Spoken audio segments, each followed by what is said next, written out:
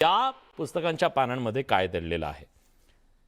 मग प्रश्न हा आहे अमोल मिटकरीजी, की जर इतिहासाची पानं ह्याला साक्ष देत नाही आहेत, तर मग एका मुखातून दुसरा, दुसऱ्यातून तिसरा अशा प्रकारे या ज्या कथा आहेत त्याची जी मांडणी केली जाते, त्या कालचं पूर्ण वाक्य तुम्ही जर ऐकलं तर त्याच्यामागचा हेतू काय आहे, काय असू शकतो हेतू हे सगळं सांगण्याचा.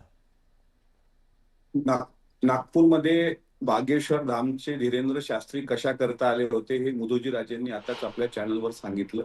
आणि मी तुम्हाला आवर्जून सांगतो की आज धीरेंद्र शास्त्रीने जे काही वक्तव्य केलं त्यानंतर जे काही वादळ उठलं महाराष्ट्रामध्ये, हे काही दिवसांपूर्वी, काही वर्षांपूर्वी असंच्या असंच आर्ट ऑफ लिव्हिंगचे श्री श्री रविशंकर यांनी एक कार्टून यांच्यावर आहे, म्हणजे युट्यूबला आता तुम्ही हा डिबेट झाल्यानंतर श्री श्री श्री रविशंकर ऑन रामदास स्वामी आणि छत्रपती शिवाजी महाराज असं जर तुम्ही युट्यूबला टाकलं तर सेम वाक्य जे काही वर्षापूर्वी आर्ट ऑफ लिव्हिंगचे रविशंकरजी बोलले होते तेच धीरेंद्र शास्त्री बोलले. आता धीरेंद्र शास्त्री हा महाराज म्हणजे हा छुछा करणारा, म्हणजे साधारणपणे महाराष्ट्रामधला अशोक खरात म्हणजे धीरेंद्र शास्त्री. धीरेंद्र शास्त्रीचा महाराष्ट्राचा काही दुरान्वये संबंध येत नाही. आता त्या स्टेजवर राज्याचे मुख्यमंत्री पण बसलेले आहेत, म्हणजे देवेंद्र फडणवीस साहेब. आणि फडणवीस साहेबांनी ज्यावेळेस ते पत्रकारांशी बोलताना त्यांनी आता जे तुम्ही दाखवलं त्यात त्यांनी स्पष्ट सांगितलं की असा कुठलाही ऐतिहासिक पुरावा उपलब्ध नाही की रामदास स्वामींची आणि छत्रपती शिवाजी महाराजांची भेट झाली होती.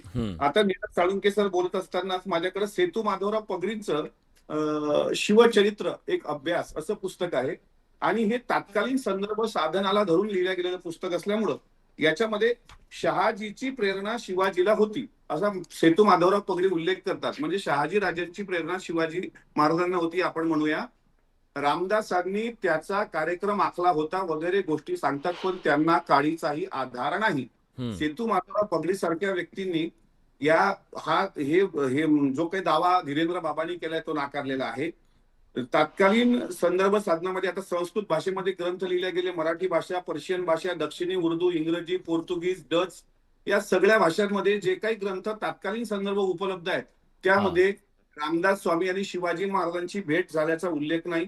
डच, पोर्तुगीज, फ्रेंच ह्या भाषा सोडून दिल्या तर आतापर्यंत कवींद्र परमानंदानं लिहिलेलं जे शिवचरित्र होतं शिवभारत, जे दुर्दैवानं ते अर्धवट राहिलं, त्याच्यामध्ये सुद्धा रामदास स्वामींच्या आणि शिवाजी महाराजांची भेट झाल्याचा उल्लेख नाही. मग 91 कलमी बखर असेल, सभासदाची बखर असेल, यात कुठं तात्कालीन साधनामध्ये ते आढळत नाही. इंग्रज इतिहासकार नंतरच्या काळामध्ये आले, नंतरच्या काळामध्ये तो इतिहास त्यांनी त्यांच्या पद्धतीने लिहिला आणि मग ह्या भाकड कथा सुरू झाल्या.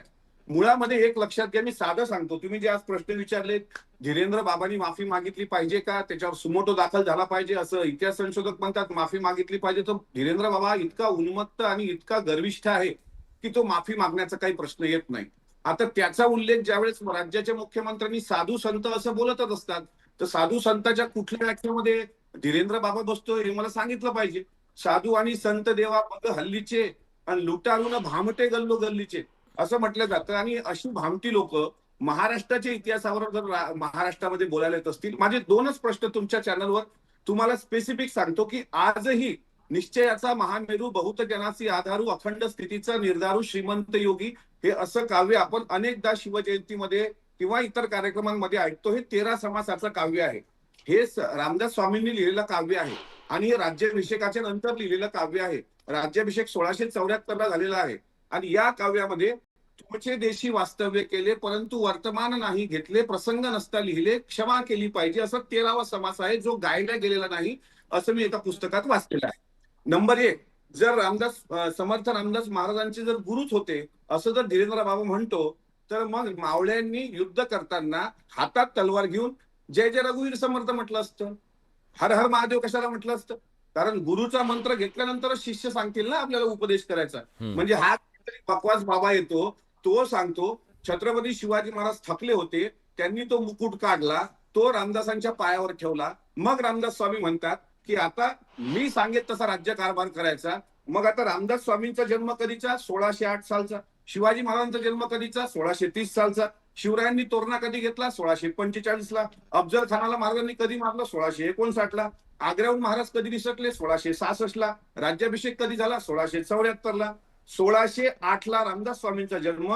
त्यांनी जे भारत भ्रमण केलं ते 1620 ते 1640 पर्यंत. महाराष्ट्रात त्यांचं स्थिर कार्य 1640 नंतर. आणि दासबोधाचं लिखाण केलं 1650 ते 1680च्या काळात.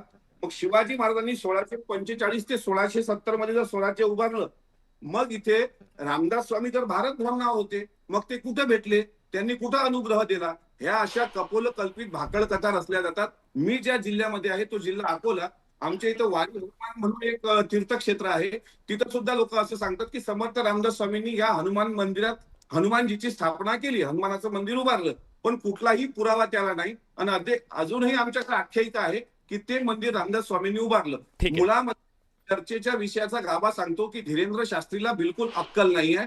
ते जे काही तो बोललाय ते अगदी बिंडोकपणाचं आहे. महाराष्ट्रामध्ये हे वाद जाणीवपूर्वक निर्माण केले जातात आणि मला विशेष कीव वाटते की त्या स्टेजवर बसून शांतपणे ऐकणे हे सुद्धा त्याला मूक समर्थन देण्यासारखं आहे. म्हणून या गोष्टीबद्दल मी खेद ठीक व्यक्त आहे, मी करतो. त्याच्याबद्दल शिवराय कुलकर्णी यांना विचारतो. शिवाजी महाराजांचे खरे गुरु त्यांची आई राजमाता जिजाऊ छत्रपती शहाजी महाराज होते. तिसरा कुठलाही गुरु महाराजांच्या जीवनचरित्रामध्ये. मग नंतरच्या काळात तुकाराम महाराजांचं तुम्हाला वारकरी संप्रदायातलं कार्य दिसतं.